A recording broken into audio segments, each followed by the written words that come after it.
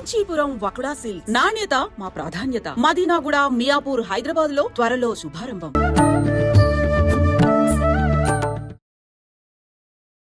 నమస్కారం, welcome to I dream. ధర్మ మార్గం విత్ విజిత కార్యక్రమానికి స్వాగతం. అయితే మనకు అతి త్వరలోనే ఉగాది రాబోతుంది. మనందరము కూడా నమ్ముతుంటాము, తెలుగు వారందరము కూడా మనకు ఉగాది మరుసటి రోజు నుంచే మనకు కొత్త సంవత్సరం, నూతన సంవత్సరం అనేది ప్రారంభం అవుతుంది అని చెప్పి.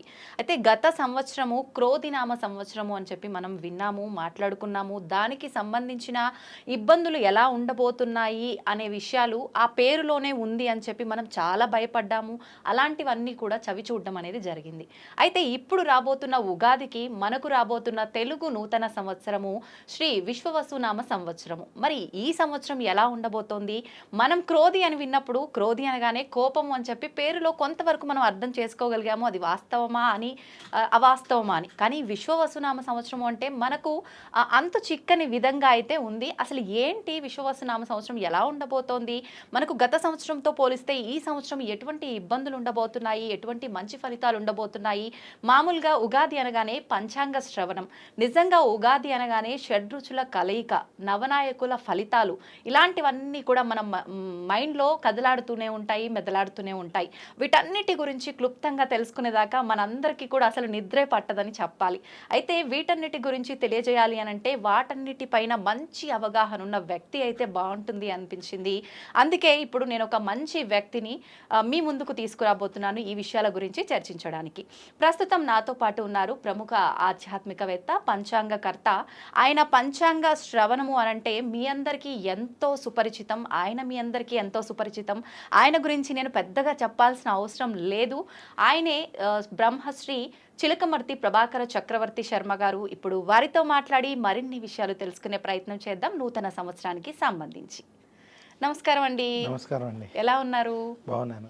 ముందుగా మీకు శ్రీ విశ్వవసునామ సంవత్సర ఉగాది శుభాకాంక్షలు. మీకు అలాగే ఐ డ్రీమ్ ఛానల్ ప్రేక్షకులందరికీ కూడా శ్రీ విశ్వవసునామ సంవత్సర ఉగాది శుభాకాంక్షలు.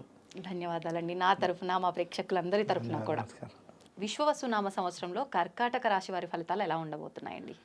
శ్రీ విశ్వవసునామ సంవత్సరంలో కర్కాటక రాశి వారికి చిలకమర్తి పంచాంగరీత్యా ఈ రకమైనటువంటి గ్రహస్థితి ఉంది. ఈ సంవత్సరం కర్కాటక రాశి వారికి అష్టమ శని పూర్తయి భాగ్యంలోకి శని అనుకూలంగా ఉండడం. కర్కాటక రాశి వారికి వాక్ స్థానంలో కేతు, అష్టమ రాహు. అలాగే కర్కాటక రాశి వారికి బృహస్పతి వ్యయ స్థానంలో, ఖర్చుల స్థానంలో ఉండడం చేత కర్కాటక రాశి వారికి ఈ సంవత్సరం అంత అనుకూలంగా లేదు. కర్కాటక రాశి వారు అష్టమ శని తొలగిపోయిందని ఎవరైతే ఆనందంగా ఉన్నారో మీకు ఈ సంవత్సరం అంత ఆశించిన స్థాయిగా కొంత కలిసి రాదు, జాగ్రత్త వహించాలి. వ్యయస్థానంలో గురుడు వల్ల సంపాదించిన డబ్బంతా ఖర్చు అయిపోవడం, అంటే మీకు కుటుంబానికి కావచ్చు, మీకు కావచ్చు, ఏదో విషయంలో డబ్బు ఖర్చు చేసేటువంటి పరిస్థితి ఉంది. ఇదే కాకుండా వాక్స్థానంలో కేతు వల్ల లేనిపోని చికాకులు, గొడవలు, నరఘోష, నరదృష్టి వంటి బాధలు అధికంగా ఉంటాయి. వాక్ స్థానంలో కేతు, అష్టమ రాహు, ఆయుస్థానంలో రాహు వల్ల కర్కాటక రాశి వారు ఆరోగ్యం, కుటుంబ విషయాలు, ఖర్చుల విషయాలు, ఈ మూడిటిలో ఖచ్చితమైన జాగ్రత్తలు ఈ సంవత్సరం తీసుకోవాలి. ఉద్యోగస్తులకి టెన్షన్లతో కూడుకున్నటువంటి వాతావరణం, వ్యాపారస్తులకి ఖర్చులతో కూడుకున్నటువంటి వ్యాపారం, రైతాంగం, సినీ రంగం, మీడియా రంగం వారికి మధ్యస్థ సమయం, అలాగే విద్యార్థులకి కష్టపడాల్సినటువంటి సమయంగా కర్కాటక రాశి వారికి ఈ సంవత్సరం ఉంది. కర్కాటక రాశి వారు మరింత శుభ ఫలితాలు ఈ సంవత్సరం మీరు పొందాలి అనుకుంటే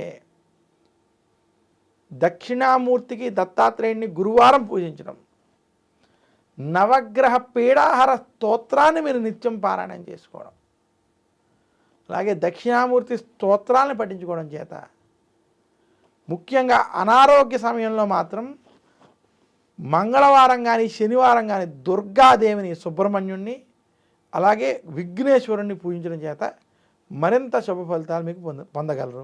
ఆఖరణ అసలు ద్వాదశ రాశుల్లో ప్రత్యేకించి కొన్ని రాశులు బాగున్నాయి, కొన్ని రాశుల పైన ఈ ప్రభావం ఉంది అని చెప్పుకోవాలనంటే ఎటువంటి రాశులు?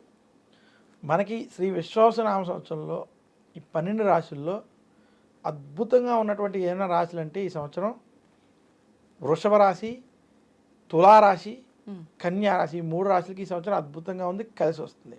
ఓకే. మధ్యస్థంగాను కొంచెం కలిసి వచ్చేటువంటి రాశుల్లో కూడా మనం చూసుకున్నట్లయితే ఉమ్, ఈ సంవత్సరం మనకి మిథున రాశి, ఉమ్, వృశ్చిక రాశి, ధను రాశి మరియు మీన రాశి, 4 రాశులు కూడా మధ్యస్థం నుండి అనుకూల ఫలితాలు ఉన్నాయి. ఓకే. మిగిలిన రాశులకి ఉమ్, కొంచెం చెడు ఫలితాలు, జాగ్రత్తలు తీసుకోవాల్సినటువంటి ఫలితాలు ఉన్నాయి. ఉమ్, ముఖ్యంగా మేషరాశి వారు, అలాగే మనకి కర్కాటక సింహరాశి వారు జాగ్రత్తలు కొంచెం ఎక్కువ తీసుకోవాలి.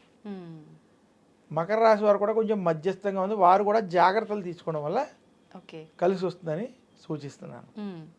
సంతోషం అండి. అయితే ఒక చిన్న సందేహం, మామూలుగా రాశి ఫలాలు విన్నప్పుడు చాలామంది స్టార్టింగ్లో మనం మాట్లాడుకున్నట్టుగా కూడా పేరును బట్టి చూసుకునే వాళ్ళే ఎక్కువగా ఉంటారు.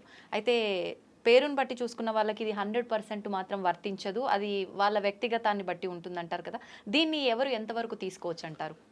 చూడండి, ముఖ్యంగా ప్రతి వ్యక్తికి తన జాతక చక్రం చాలా ముఖ్యమైనది. అంటే జాతక చక్రం అంటే అతను పుట్టిన డేట్ ఆఫ్ బర్త్, టైము, ఈ రెండిటితో ఏ నక్షత్రం ఏ రాశి వచ్చిందో అది చాలా ముఖ్యం.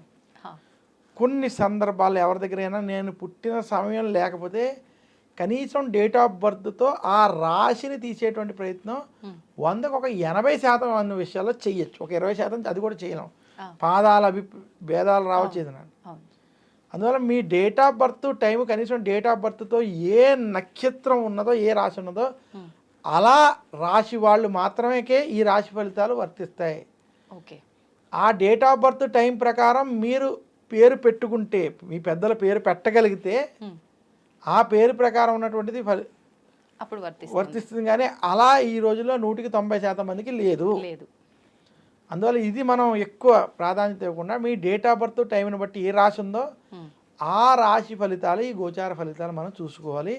అవి ఖచ్చితంగా వాళ్ళకి తెలుస్తాయి, వర్తిస్తాయి. సంతోషం అండి. నిజంగా చాలా డీటెయిల్గా, క్లుప్తంగా రాశి ఫలాల గురించి అయితేనే కానివ్వండి, నవనాయకుల ఫలితాలు అయితేనే కానివ్వండి, చాలా మందిలో ఆల్రెడీ స్టార్ట్ చేసేసారు సోషల్ మీడియాలో దీనికి సంబంధించిన విషయాలు చెప్పడం అనేది. ప్రజల్లో చాలా భయాలు కూడా మొదలయ్యాయి. ఇందాక మీరు చెప్పినట్టుగా షష్టగ్రహ కూటమి, పంచగ్రహ కూటమి, వీటి వల్ల చాలా ప్రమాదాలు రాబోతున్నాయని, కరోనా కన్నా మించిన మహమ్మారి రాబోతోందని, ఇలాంటి మాటలు వినటం వల్ల భయభ్రాంతులకు గురవుతున్నారు ప్రజలంతా కూడా. నిజంగా వాటి నుంచి మీ మాటలు చాలా ఉపశమనం కలిగించేలా ఉన్నాయి. సంతోషం అండి, చాలా మంచి విషయాలు తెలియజేశారు. ధన్యవాదాలు.